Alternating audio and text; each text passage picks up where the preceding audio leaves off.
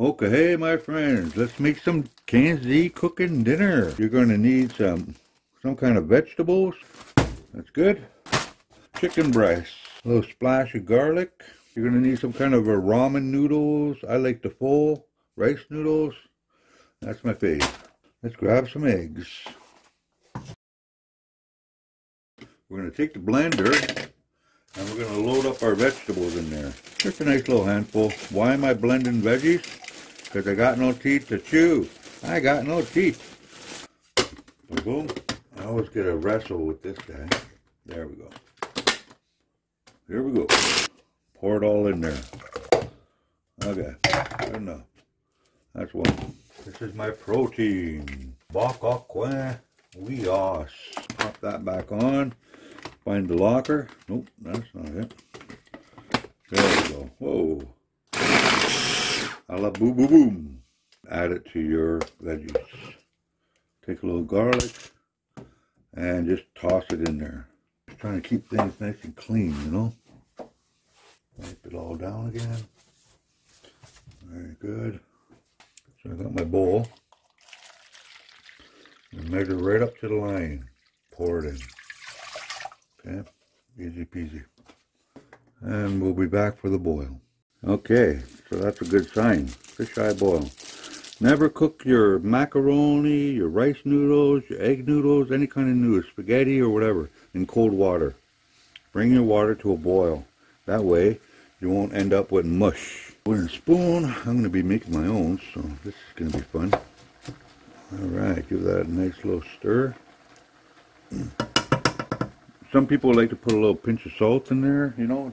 They say it quickens the boil, it adds flavor, but I don't really care for it myself. Another trick is to prevent your overboil. Take your wooden spoon and lay it across like that. So there it is, boiling like crazy, but it won't overflow because I have that wooden spoon. No problem. Everything's good. I turn it down to medium. I like to put a dab of honey in my pot. The sweet flavor for my soup. I toss in some water. And so we got some honey water there. So chicken and vegetables. Put it into the water. I cook it good. Now, I didn't prepare it, but I usually use tea to do this. Ginger lemon tea. That's what I usually cook my vegetables in. So it adds flavor. And also the medicinal properties of that in my vegetables, and meat. So we're just going to let that come to a cook. You got a little package of spice. Let's get those guys in there. A little chicken broth. See, you don't need salt. Lots of salt in this stuff. A little bit of fermented ginger. Now, they don't give you enough chili in these little packets, right? Well, at least for me. Look at that. Like a pinch. So what I do, boom, I got the real deal here. So I like a little bit more in my soup. Get me sweating. We'll mix it all up. Oh, it smells so good. I wish there was smell-o-vision. Delicioso. Always keep your space clean.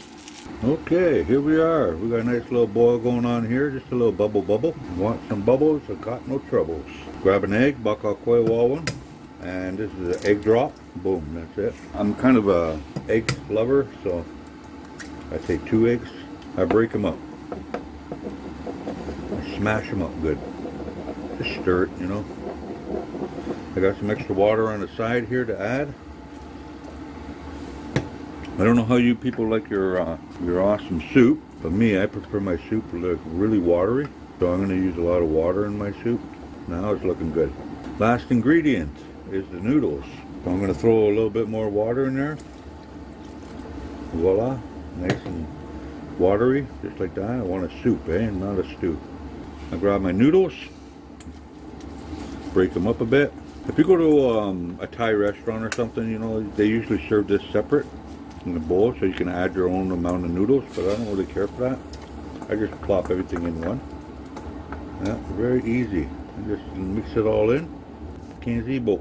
I like to keep things clean all the time. I'm a little bit of a freak that way, but hey, That's life. And if you want to use different spices, you know, go right ahead. Use different spices.